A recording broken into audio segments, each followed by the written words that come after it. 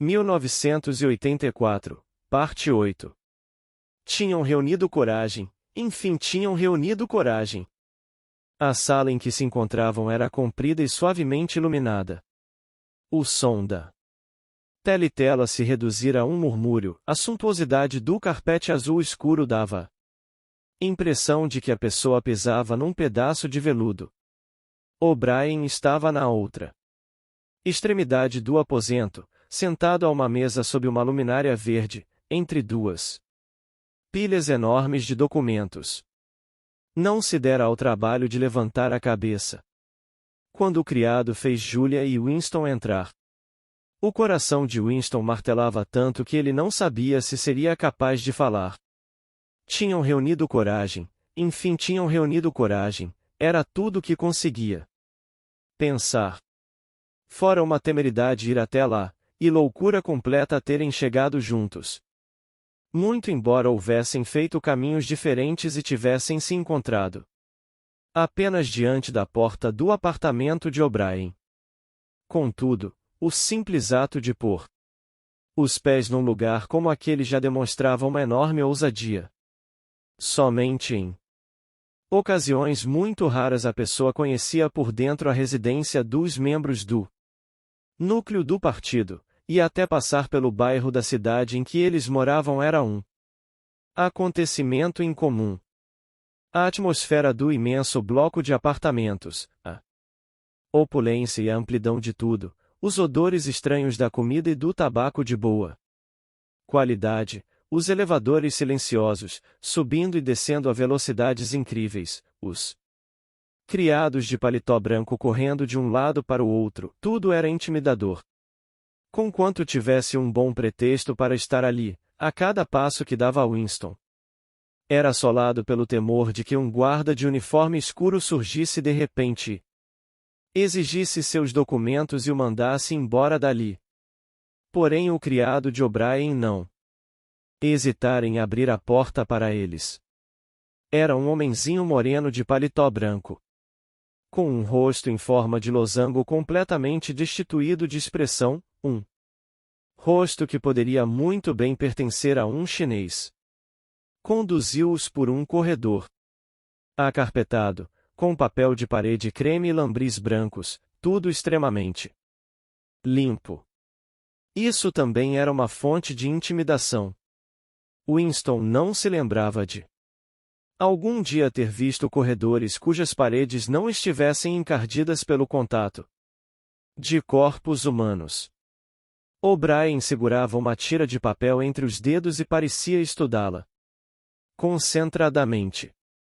O rosto de feições pesadas, curvado para baixo de maneira a exibir o contorno do nariz, parecia a um só tempo amedrontador e perspicaz. Por cerca de 20 segundos, manteve-se imóvel. Depois puxou o ditógrafo e ditou uma mensagem no jargão híbrido dos ministérios. Itens 1,5,7 totalmente aprovados. Sugestão contida. Item 6 duplo mais ridícula beirando crime pensar revogada. Em prosseguir construtivamente ante obter estimativas mais veras custo maquinário. Fim. Mensagem. O'Brien se ergueu com determinação da cadeira e andou na direção deles, atravessando com passos silenciosos o piso acarpetado. A atmosfera oficial pareceu tornar-se menos marcada quando ele deixou de usar o vocabulário em nova fala. Porém sua expressão estava mais severa do que de costume, como se a interrupção o aborrecesse. De repente, o pavor que Winston já sentia foi atingido por um fio de embaraço perfeitamente comum. Pareceu-lhe bem possível ter cometido um equívoco estúpido. Pois que evidência tinha de que O'Brien estava de fato envolvido em algum tipo de conspiração política? Nenhuma, além de uma rápida troca de olhares e um comentário ambíguo. Fora isso, tudo se resumia às suas próprias fabulações secretas baseadas num sonho. Não podia nem mesmo recorrer ao pretexto de que viera a pegar o dicionário emprestado, pois nesse caso seria Impossível explicar a presença de Julia. Ao passar pela teletela, O'Brien pareceu lembrar-se de alguma coisa. Estacou, virou para o lado e comprimiu um interruptor. Na parede. Ouviu-se um estalido seco. A voz emudecera. Julia emitiu um som minúsculo, uma espécie de gritinho de surpresa. Mesmo em pânico, Winston estava abismado demais para conseguir segurar a língua. Vocês podem desligar, exclamou. Disse O'Brien, podemos. Temos esse privilégio. Estava na frente deles agora. Sua figura sólida elevava-se sobre os dois, e a expressão em seu rosto permanecia indecifrável. Esperava, com alguma severidade, que Winston falasse, mas o quê? Mesmo àquela altura, era perfeitamente admissível que O'Brien não fosse mais que um homem ocupado que se indagava. Irritado, por que fora interrompido por aqueles dois? Ninguém abria a boca.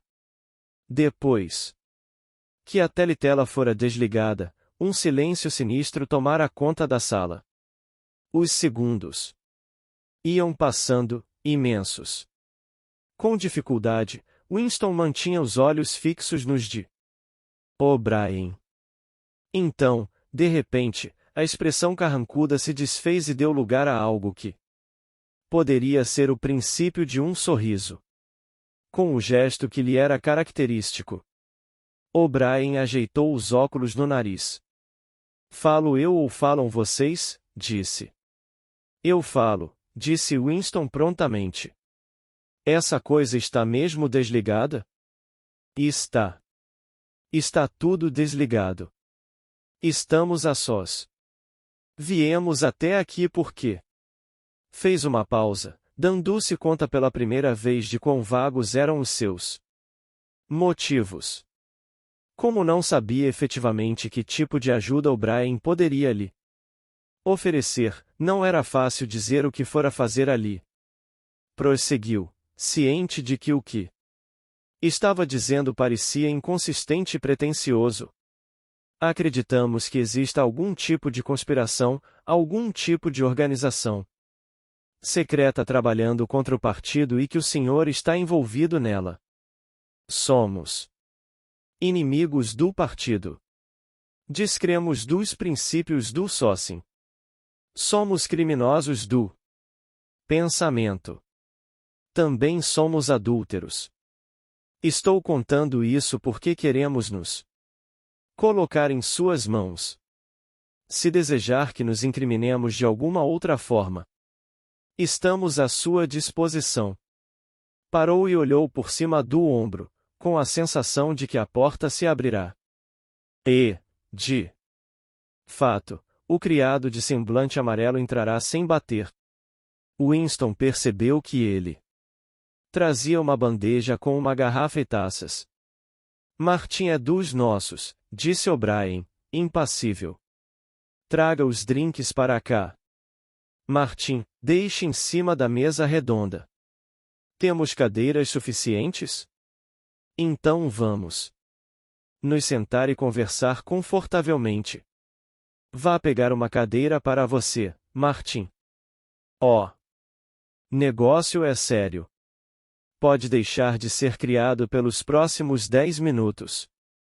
O homenzinho se sentou com bastante naturalidade, mas ainda assim seu ar era servil, o ar de um empregado que desfruta momentaneamente de um privilégio. Winston observava com o rabo do olho. Ocorreu-lhe que a vida do sujeito era representar um papel, e que ele devia achar perigoso abandonar, mesmo por alguns instantes, aquela personalidade fictícia. O'Brien pegou a garrafa pelo gargalo e encheu as taças com um líquido vermelho escuro.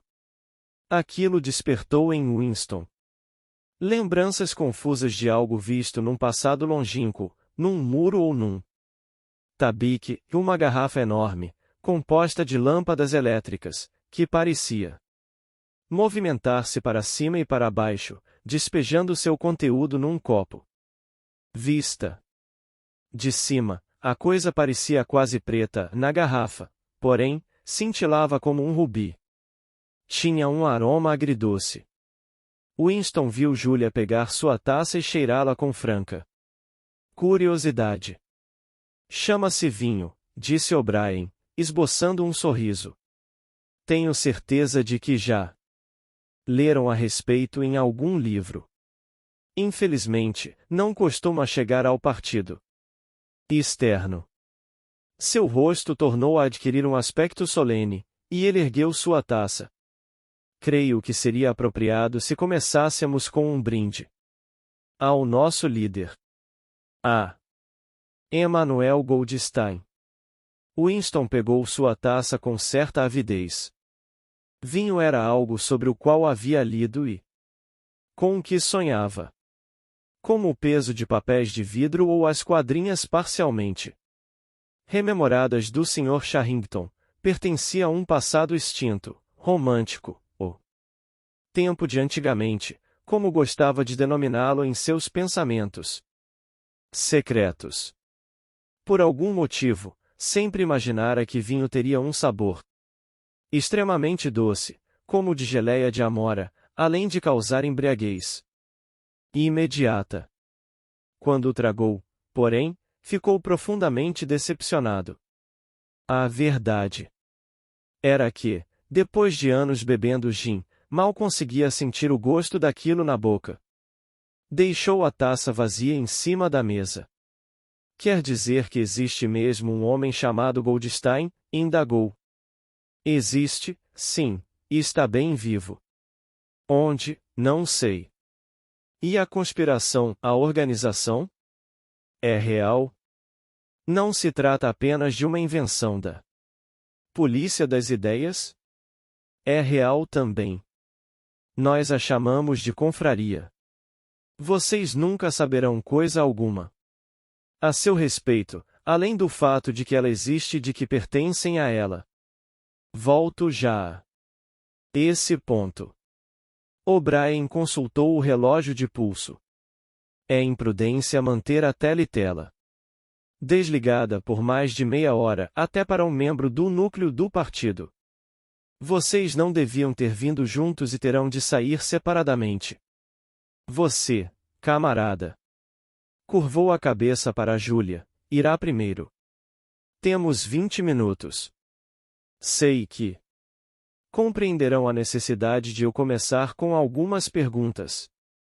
Em termos gerais, o que estão dispostos a fazer? Tudo o que estiver a nosso alcance, disse Winston. O'Brien se virara um pouco na cadeira de modo a ficar de frente para Winston. Praticamente ignorava Julia, dando a impressão de considerar que Winston falava por ela. Por um instante, as pálpebras desceram sobre seus olhos. Começou a fazer as perguntas numa voz baixa, inexpressiva, como se aquilo fosse um procedimento rotineiro, uma espécie de catecismo cujas respostas soubesse, na maioria, de antemão. Dispõe-se a comprometer sua vida? Sim. Está preparado para cometer assassinatos? Sim. Concorda em cometer atos de sabotagem que podem causar a morte de centenas de inocentes? Sim. Trair seu país em benefício de potências estrangeiras? Sim. Enganar, falsificar, chantagear, corromper crianças, distribuir drogas que causam dependência, estimular a prostituição, disseminar doenças venéreas, fazer tudo o que possa causar a desmoralização e o enfraquecimento do poder do partido. Sim. Se, por exemplo, jogar ácido sulfúrico no rosto de uma criança for uma ação que, de alguma forma atenda a nossos interesses, será capaz de executá-la? Sim. Dispõe-se a perder a identidade e passar o resto da vida trabalhando como garçom ou estivador? Sim. Está preparado para cometer suicídio se e quando lhe for ordenado fazer isso? Sim. Estão dispostos, vocês dois, a se separarem e nunca mais se verem? Não, interveio Julia. Winston teve a impressão de que um longo tempo transcorreu antes que ele respondesse. Por um momento pareceu-lhe inclusive ter perdido o poder da fala. Sua língua trabalhava em silêncio, formando as sílabas iniciais, primeiro de uma palavra, depois de outra, vezes e vezes sem conta. Até pronunciá-la, não sabia que palavra lhe sairia da boca. Não, disse por fim. Fizeram bem em esclarecer isso, disse O'Brien. Precisamos saber de tudo. Virou-se para Julia e acrescentou, numa voz que parecia ligeiramente mais expressiva. Compreende que, mesmo sobrevivendo, ele talvez se torne outra pessoa? Talvez. Sejamos obrigados a lhe dar uma nova identidade. Seu rosto, seus movimentos, o formato de suas mãos, a cor de seus cabelos e mesmo a voz dele talvez fiquem diferentes. E você também pode se tornar uma pessoa diferente. Nossos cirurgiões são capazes de transformar as pessoas, deixando-as irreconhecíveis. Isso às vezes é necessário. Há casos em que chegamos mesmo a amputar um braço ou uma perna. Winston não pôde deixar de lançar mais um olhar de soslaio para o rosto mongol de Martin. Não conseguiu identificar nenhuma cicatriz. Julia ficará um pouco mais pálida, deixando à mostra suas sardas, porém encarava O'Brien com audácia. Murmurou algo que pareceu ser uma aquiescência. Muito bom. Então estamos combinados. Sobre a mesa, via-se uma caixa prateada de cigarros. Com ar um tanto distraído. O'Brien a empurrou para todos, tirou um cigarro para si e em seguida se levantou. Pondo-se a andar vagarosamente de um lado para o outro, como se em pé raciocinasse melhor. Eram cigarros de excelente qualidade, grossos e bem embalados, com um papel de uma sedosidade incomum. O'Brien tornou a consultar o relógio de pulso. É melhor você voltar para a copa, Martin, disse. Vou ligar daqui a 15 minutos. Dê uma boa olhada no rosto desses camaradas antes de ir. Você os verá outra vez. Eu talvez não. Exatamente como haviam feito à porta do apartamento, os olhos escuros do homenzinho se iluminaram e cravaram-se nos semblantes de Winston e Julia. Em sua atitude não havia um só traço de cordialidade. Estava memorizando a aparência dos dois, mas não sentia o menor interesse por eles, ou aparentava não sentir. Ocorreu a Winston que um rosto sintético talvez fosse incapaz de mudar de expressão. Sem abrir a boca nem fazer nenhum gesto de despedida, Martin se foi, fechando silenciosamente a porta atrás de si. O'Brien andava de lá para cá, uma mão no bolso do macacão preto, a outra segurando o cigarro. Devem entender, disse, que lutarão no escuro. Estarão sempre no escuro. Receberão ordens e as obedecerão sem saber por quê. Mais tarde lhes enviarei um livro que os instruirá sobre a verdadeira natureza da sociedade em que vivemos e a estratégia por meio da qual pretendemos destruí-la. Quando tiverem lido o livro, serão membros plenos da confraria. Mas quanto à relação entre os objetivos gerais pelos quais lutamos e as tarefas imediatas do momento, vocês nunca saberão coisa nenhuma. Garanto-lhes que a confraria existe, mas não posso dizer se seus membros chegam a 100 ou a 10 milhões. Por conhecimento próprio, vocês jamais serão capazes de dizer se seus integrantes chegam até mesmo a 1 dúzia. Terão 3 ou 4 contatos, que de vez em quando desaparecerão e serão renovados. Como este foi o primeiro contato de vocês, ele será preservado. As Ordens que receberem, terão vindo de mim. Se acharmos necessário nos comunicar com vocês, isso será feito através do Martim. Quando finalmente forem apanhados, vocês confessarão. Isso é inevitável. Porém terão muito pouco o que confessar além de suas próprias ações. Não poderão trair mais que um punhado de pessoas sem importância. É provável que nem a mim vocês traiam.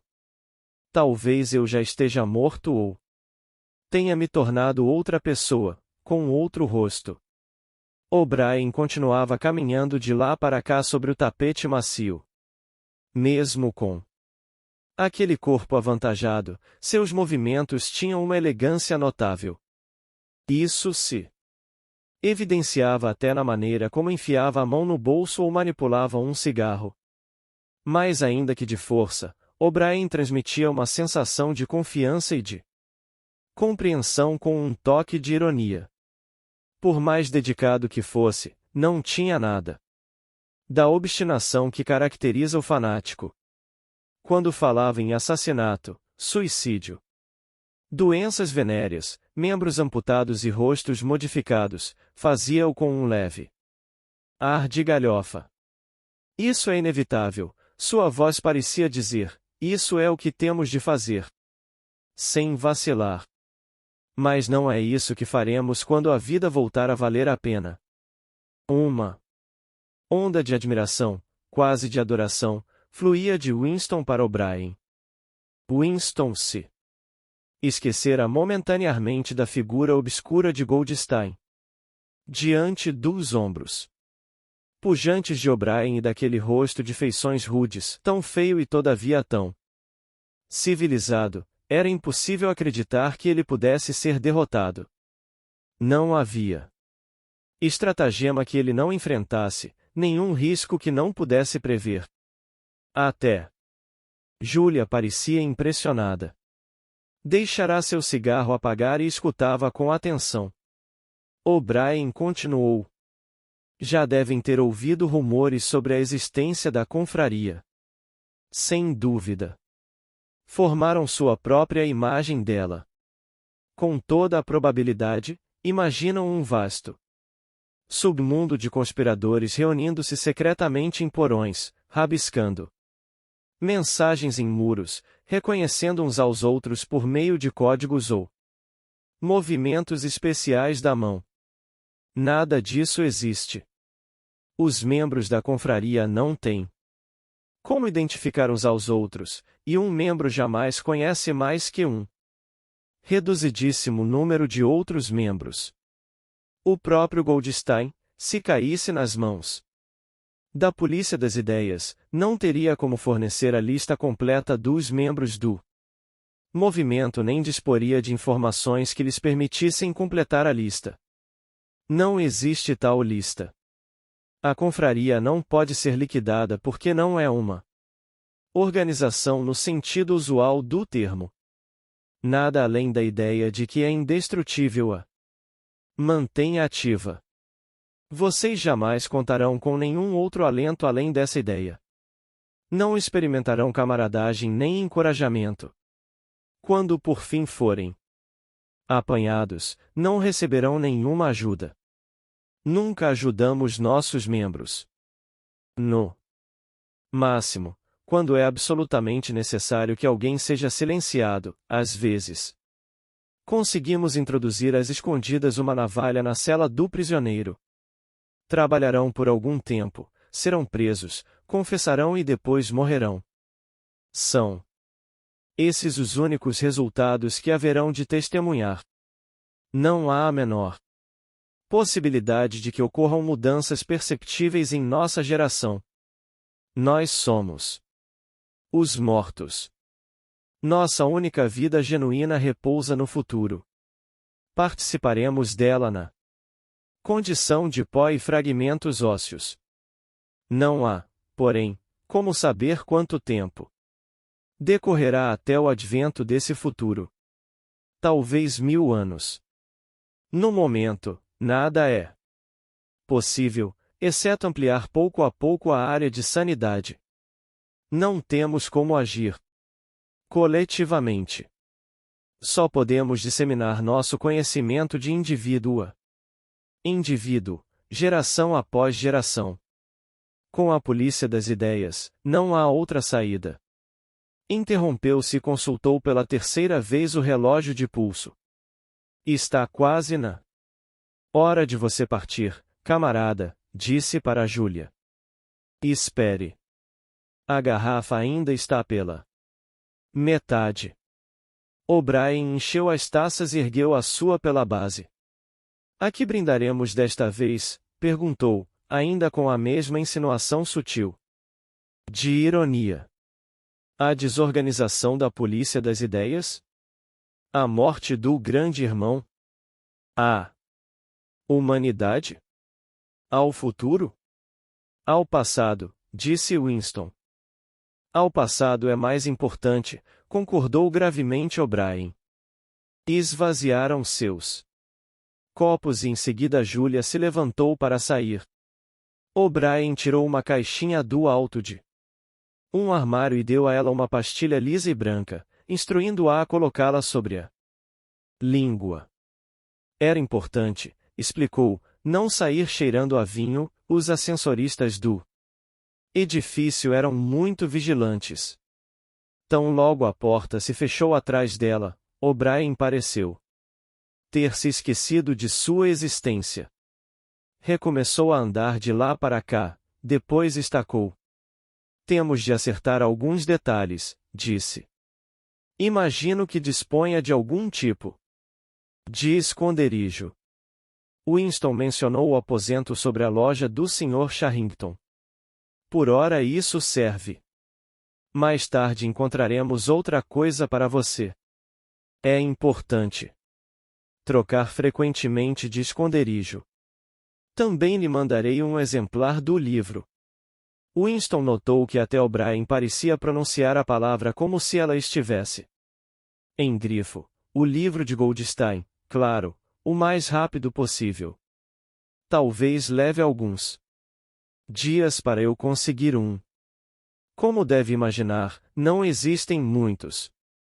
A polícia das ideias sai atrás deles e os destrói quase tão depressa quanto somos capazes de imprimi-los. Não faz a menor diferença. O livro é indestrutível. Ainda que perdêssemos o último exemplar, poderíamos reproduzi-lo praticamente palavra por palavra. Quando vai para o trabalho, você leva uma pasta? Acrescentou. Geralmente, sim. Como ela é? Preta, bem velha. Com 2 alças. Preta, 2 alças, bem velha, ótimo. Um dia, num futuro muito próximo, não. Posso lhe dar uma data exata, numa das mensagens que você recebe pela manhã. No trabalho, haverá uma palavra com um erro de impressão e você terá de solicitar uma retransmissão. No dia seguinte, irá para o trabalho sem a sua pasta. Em algum momento durante o dia, quando estiver na rua, um homem tocará seu braço e dirá: Acho que o senhor deixou cair sua pasta. Na pasta que ele vai lhe dar, você encontrará um exemplar do livro de Goldstein. Deve devolvê-lo em 14 dias. Permaneceram um momento em silêncio. Daqui a pouco você deverá ir embora, mas ainda dispomos de alguns minutos. Disse O'Brien. Provavelmente nos encontraremos de novo. Se de fato nos encontrarmos de novo. Winston levantou os olhos para fitá-lo. No lugar onde não há escuridão? Perguntou, hesitante. Sem demonstrar surpresa, O'Brien fez que sim com a cabeça. No lugar onde não há escuridão, disse, como se reconhecesse a alusão. E, nesse ínterim, há alguma coisa que gostaria de me dizer antes de partir? Alguma mensagem? Alguma pergunta? Winston refletiu. Não parecia ter mais nenhuma pergunta que quisesse fazer e não sentia a menor vontade de dizer generalidades presunçosas. Em vez de algo diretamente relacionado com O'Brien ou com a confraria, o que lhe veio à mente foi uma imagem em que se misturavam o quarto escuro onde sua mãe passará os últimos dias de sua vida, o comodozinho sobre a loja do Sr. Charrington, o peso de papéis de vidro e a gravura de aço com sua moldura de pau rosa. Disse quase à toa. Por acaso já ouviu uma velha quadrinha que começa assim, sem casca nem semente? Dizem os sinos da São Clemente? O'Brien tornou a fazer que sim com a cabeça. Com uma espécie de cortesia solene. Completou a estrofe. Sem casca nem semente, dizem os sinos da São Clemente.